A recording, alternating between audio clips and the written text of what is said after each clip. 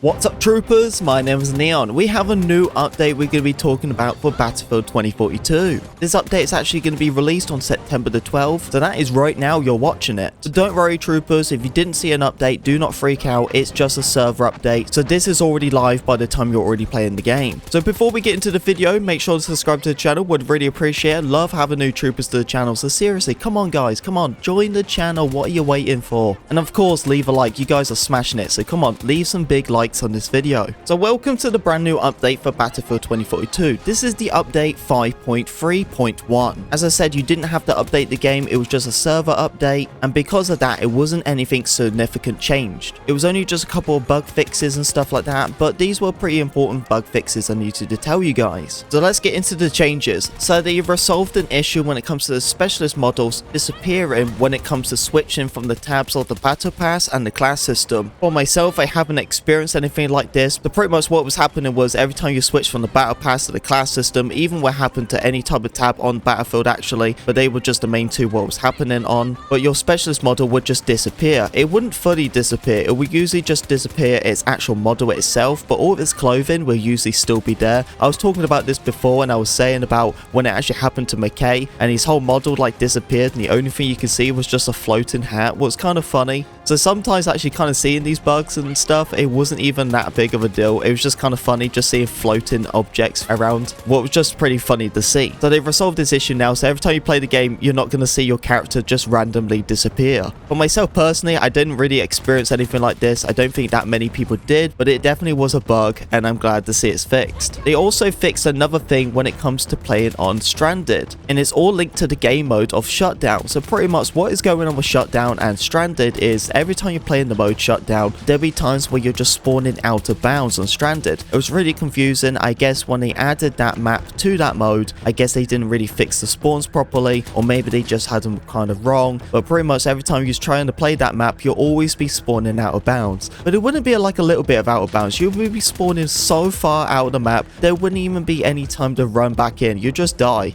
Every time that happened, it'd be so annoying, but usually you just had to redeploy, and then sometimes you'd be lucky enough to spawn a better location. But no joke, ever since Shutdown came out, that's been happening all the time with Stranded. It was crazy. Like every time the map loaded, a lot of people just left because how bad that problem was. So if you guys have played Shutdown and you're playing the map Stranded, and please let me know in the comment section below if they have fixed this. The next thing they're talking about is resolving an issue when it comes to the SoFlam and it comes to the weekly missions. I didn't even know this was actually a thing. So when it comes to certain weekly mission challenges, you're trying to use the SoFlam, but it wouldn't be tracking it whatsoever. I'm really glad to see they've solved that issue, because that's a really good thing to actually have when it comes to like spotting people, and that gadget just didn't work whatsoever. You had to go and use a drone or do something else to spot enemies, but now they've fixed it. That's really good. The craziest thing is that gadget has actually been like that for a long time, where it wouldn't actually properly track when it comes to weekly missions. Like it would track normally, like you'll get XP, you'll progress, you can tier 1 it, all that cool stuff, but the thing is it never did work when it comes to weekly missions. So I'm really glad to see that fix finally happen. The next one is for the helicopters. So the tow missile, that is pretty much your big missile. It's really good to actually use on a tank, by the way. I just want to point it out, because if you use a tank and you use a tow missile, you can actually do like double the damage. But that's what I actually do. If I'm on my own, I shoot with my normal tank and I switch to the tow missile and I shoot again. So I'm basically just taking down that tank 10 times quicker. Really good. But pretty much this is going to be for the helicopters,